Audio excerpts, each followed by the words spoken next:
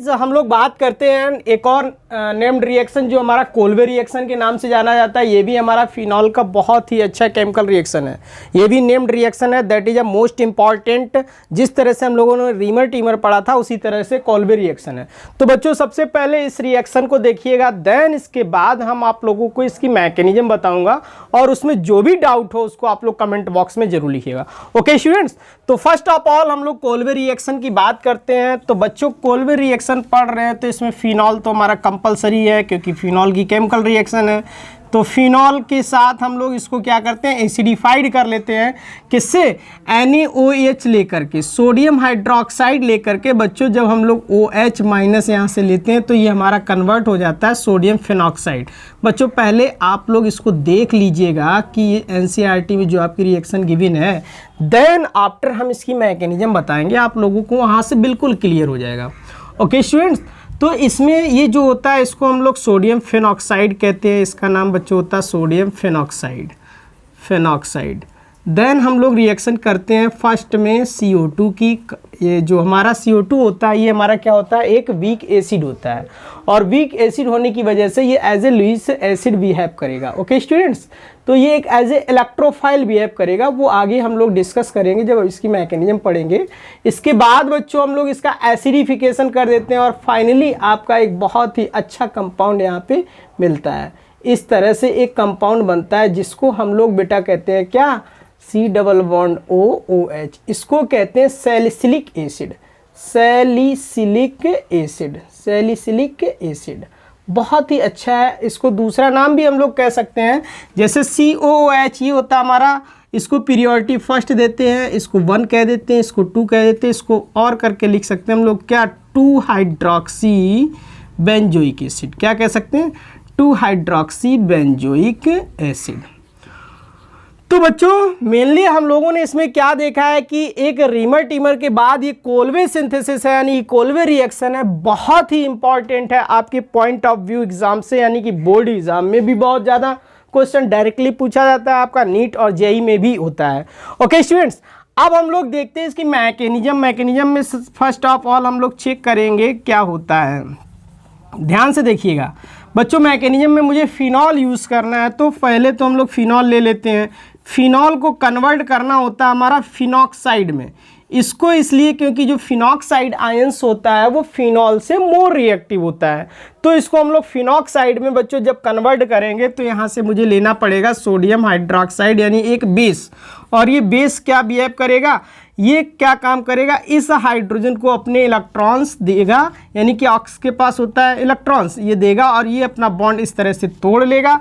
बेटा इस तरह से फिनॉक्साइड आयंस का फॉर्मेशन होता है कुछ इस तरह से। स्टूडेंट्स बहुत ही ध्यान से देखिएगा, जहाँ पे भी आपको समझ में ना आए उसको कमेंट बॉक्स में जरूर लिखिएगा। ओके स्टूडेंट्स, अब देखा कि इसके पास क्या हुआ, एक इलेक्ट्रॉन्स यानी कि इलेक्ट्रॉन डेंसिटी इंक्रीज हो गई। अब ये अपने इलेक्ट्रॉन्स टूवर्ड्स रिंग को ड्रॉप करेगा। जैसे ही इलेक्ट्रॉन्स इस कार्बन पे आएंगे तुरंत ये बॉन्ड ब्रेक कर लेगा और आपका एक आर्थो कंपाउंड बनेगा।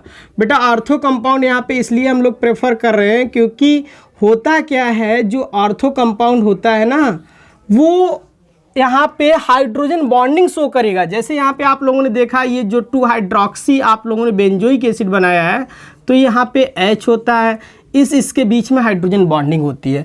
बस यही रीजन होता है कि यहाँ पे जो आर्थो कंपाउंड होता है वो मेजर क्वांटिटी में बनता है। ओके, अब देखो यहाँ पे क्या हुआ, इलेक्ट्रॉन डेंसिटी इंक्रीज कर गई। अब बस बच्चों यहीं पे हमारा क्या आएगा, वीक एसिड जो आप लोग यूज किए थे, कार्बन डाइऑक्साइड C+1OO।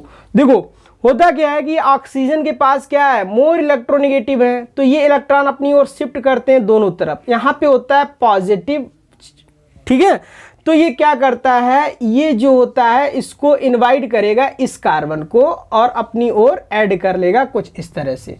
देखिएगा बच्चों ध्यान से देखिएगा, इस तरह से ध्यान से। तो यहाँ पे क्या था, डबल बॉन्ड O और यहाँ पे आ गया था C, कार्बन ने इलेक्ट्रॉन्स लिए तो उस पर माइनस चार्ज आ जाएगा और एक डबल बॉन्ड ऑक्सीजन दिस और एक ये ऑक्सीजन। बच्चों बहुत ही अच्छी बात आप लोगों को यहाँ पे दिख रही होगी, जैसे ही इस पे इलेक्ट्रॉन्स आएंगे तुरंत ये बॉन्ड आपका टूट जाएगा। क्या हो जाएगा, ब्रेक हो जाएगा। और जैसे ही ये बॉन्ड ब्रेक होगा तो बच्चों यहाँ से एक अच्छी सी स्पीसीज आपके सामने आ रही है, कुछ इस तरह से, ऐसे इस तरह से बन जाएगी।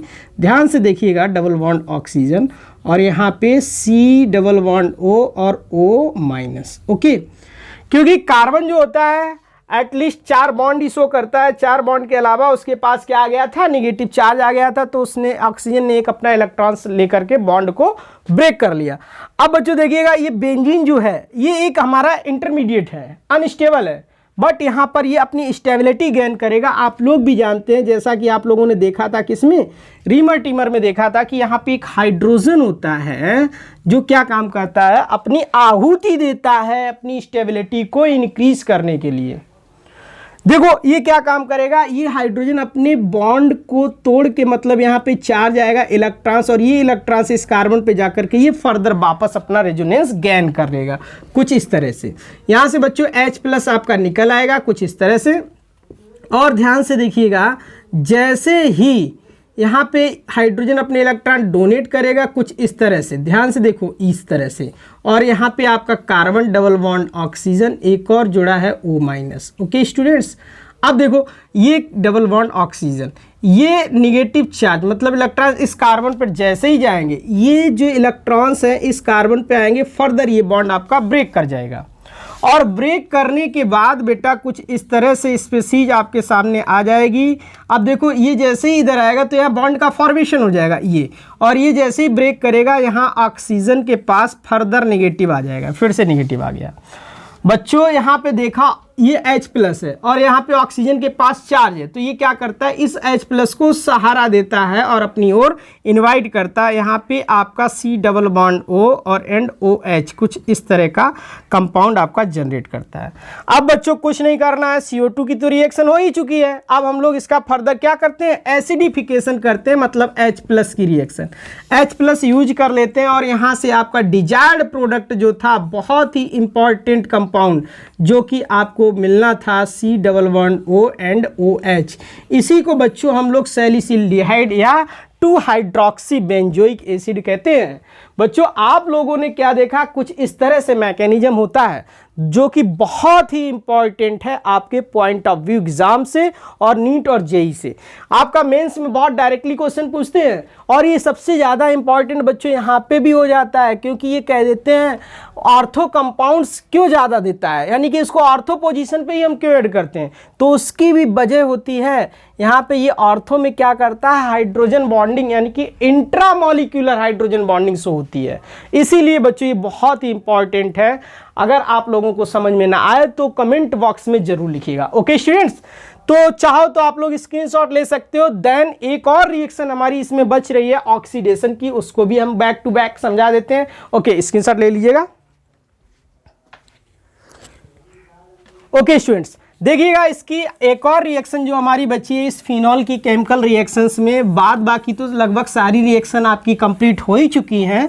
अगर फिर भी कोई आपको रिएक्शन देखने को मिलती है एनसीईआरटी के अलावा, तो आप लोग उसको जरूर कमेंट बॉक्स में लिखिए, मैं उस पर स्पेशल वीडियो बना दूंगा। ओके, तो ये बच्चों ऑक्सीडेशन की बात करते हैं।